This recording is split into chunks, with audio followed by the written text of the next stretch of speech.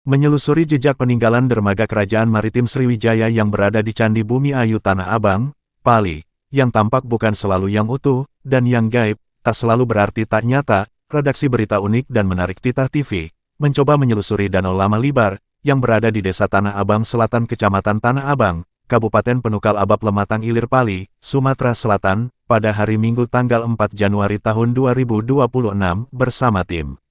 Sebuah cerita pengantar bagi penonton berita unik dan menarik Titah TV, bagi mereka yang berani berpikir sampai lapisan terdalam, sejarah tidak pernah netral di Indonesia, sejarah seringkali dikurung dalam buku pelajaran, yang dijejerkan dalam perpustakaan, seperti kronologi, yang diberi bintang dan gambar pahlawan, namun jarang sekali, diajarkan bahwa sejarah bukan sekadar data, dan narasi, ia lahir dari siapa yang memegang pena ini bisa milik negara, bisa juga milik penguasa, bisa milik kaum minor yang tersingkir namun tetap menyimpan ingatan. Tapi, pertanyaannya begini, bro, apakah kita hanya mau menerima versi yang resmi saja, dan melupakan semua lapisan narasi non-formil yang hidup di masyarakat, seperti komunitas spiritual, sampai obrolan rahasia tentang sejarah, sang pencari kebenaran sejarah, atau lewat syair para pujangga, yang menyimpan rahasia lewat kata-kata bijaknya? Jangan salahkan sejarah, bila dia kehilangan rohnya, karena yang tinggal cuma kerangka. Sebelum kita masuk lebih dalam, tentang cerita Danau Lama Libar,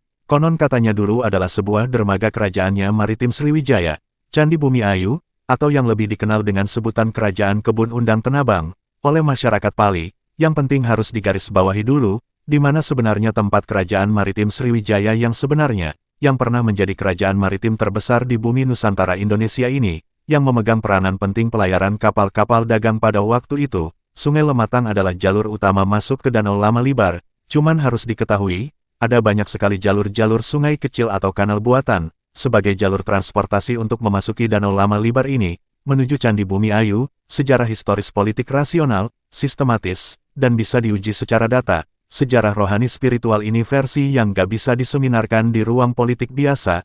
Ia lahir dari dunia ilham, dan tafsir batiniah, hingga pelaku syatahat.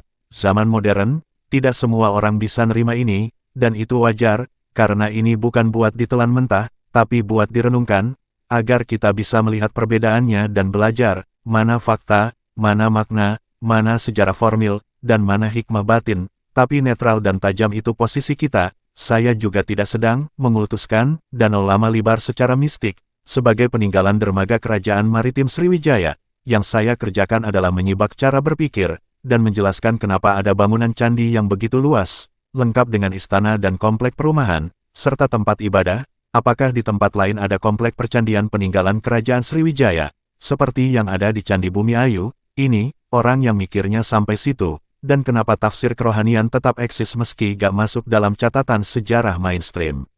Oke, sampai sini kita sepakat ya, bro, bahwa pusatnya Kerajaan Maritim Sriwijaya adanya di Candi Bumi Ayu Pali. Saya bakal bantu lo yang awam supaya gak campur adukan antara kejadian politik dengan ilham spiritual.